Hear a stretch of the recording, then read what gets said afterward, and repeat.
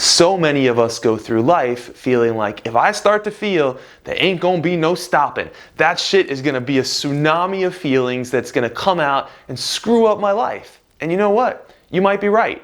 I could see how it is not great to, when you are parenting your child, suddenly let all your emotion come out at them. Like that's probably not the most appropriate time. But what we want to do is we want to use our masculine in service to our feminine. We want to bring consciousness to the need that we have to express. And specifically, we want to create a container for the emotion. So this way, if it's in a container, it's not going to leak all over the rest of your life. It's not going to be this tsunami that is just fucking everything up. It's going to be a container where it's a safe place to express, to work with this thing, instead of pushing it down. Because most of the time what happens is we start to feel the emotion and we're like, oh shit, there comes anger. Oh shit, there comes sadness. No. Push that shit down. And pushing down our emotions is like trying to keep a beach ball underwater. That shit takes a lot of our energy, a lot of effort. And most of us are walking around with years, if not decades, of unprocessed emotion that we're just pushing down because holy shit, we're afraid if we let go of that beach ball, that's just gonna go flying up in the air. So we want to create containers for the expression of that. Just because it's not the appropriate time to express that emotion doesn't mean that it still doesn't need to come out. It does. And if you want to go through life feeling like you are being true to yourself, like you are not just going through the motions and you're not just faking it, you're not just powering through. So why do we power through? We power through because we don't want to fucking feel the hard shit to feel. And if you want to live a life that's really true to yourself, where you know yourself and you love yourself and you trust yourself, we got to get in touch with this deeper part of ourselves. And when we do, we can live true to ourselves, on our true path. Any feeling fully felt is bliss.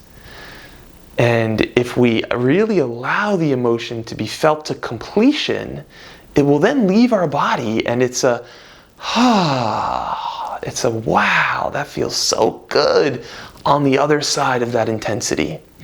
I'm sure you felt this after a good cry. At some point, the last thing you ever wanted was to probably cry. You're like, I don't have time for crying. What a pain in the ass. This is so annoying. But if you actually surrender to the tears and allow them to come through you, afterwards, sometimes that feels amazing. And you oftentimes really have a deep clarity after that wasn't present when that emotion was polluting your inner space, or when there was kind of this, what's the word that I'm looking for? It's like this noise, the static that was covering up your inner wisdom. You're going to choose three emotions to work with. And these might be an emotion that you don't want to feel, or that it feels like the world doesn't want you to feel, or like there's no place for, or it's not safe to express. You could also choose an emotion that you do want to feel. That would be easier, and it is a way to start to work with this exercise. But the biggest breakthrough, the most liberating experience that's going to serve you most in the long run, is learning to liberate the emotions that we've shamed or repressed or just said there's no space for, and to really give dignity to those emotions and honor them and allow them to liberate through us, and in the process it will liberate us. So you're going to pick three emotions, and maybe you pick anger, maybe you pick sadness, maybe you pick yearning or desire, maybe you pick loneliness, maybe you pick panic. I've done this exercise with panic before. So you're going to pick three, and you could pick more, but I would suggest three. And you're going to find a song that represents the emotion. You can make a playlist. You can choose a few emotions and make a playlist to go through them. Or if you want to just work with one emotion, if there's one that is really present, maybe sadness, maybe anger, you can pick a few songs and just play a few angry songs one after the next. Maybe, 15 minutes worth.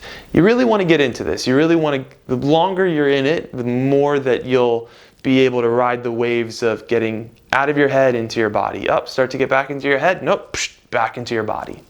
Okay? And this is an embodied experience. When we talk about working with these emotions, this is not about thinking about them, analyzing them, figuring out where they came from, the story behind them. None of that, okay? That is all a distraction. Working with this feminine energy here, this emotion, is about being out of the head through the body. Now, what I would suggest is, if you don't know where to find, a song that represents anger, you could Google songs that represent anger or songs that feel angry or any other emotion. You can also maybe look on Apple Music or Spotify. They have different moods for music, like categories of songs that fit under a certain mood. And what I would highly encourage you to do in order to create a container, so to do this as supportively as possible, is to open the container and close the container consciously by grounding with your breath. Okay, so the scientific term here is to regulate our nervous system. And what essentially you'll want to do is spend 1 minute breathing before and 1 minute breathing after consciously. And I would suggest that you inhale to 6 and exhale to 9. And you can exhale through the lips. It's a cooling exhale. Now, the reason that the exhalation is longer than the inhalation is that when we exhale, it's kind of like pressing the brake. It slows down our nervous system's activation. So in other words, I'll say it a little bit more clearly. The exhale is like the brake and the inhale is like the accelerator. When we inhale, what it does to our nervous system is it activates it. It gives us energy. And when we exhale, it calms our nervous system. It relaxes and soothes our nervous system. So 1 minute of breathing before, 1 minute of breathing after. You probably don't want to have any immediate thing that you need to jump into right after this exercise. Give yourself a bit of a buffer, 10 minutes or so, to ground, to reconnect, to stabilize, and then you can go back out into the world, into the next thing, more cleanly, emotionally cleanly. All right. Now, when I coach women, and sometimes men, but primarily women who want to connect more with their feminine, oftentimes I'll give them a daily practice of dancing in the morning for 15 minutes, 10 minutes, even 5 minutes, just to wake up their body, to start to feel more alive, more connected to themselves. And fuck it, this is life. Why are we waiting to dance for some celebration in the future? We can choose to dance every day and choose to either celebrate or honor what we're really feeling and allow that shit to come through as well. So I'm pumped for you to take on this practice. It's really powerful. Don't expect to get it right the first time. Don't expect for it to be easy. Lean in, play with it, experiment with it, and wake yourself up to the full aliveness that is available to you when you liberate what wants to come through you through your body.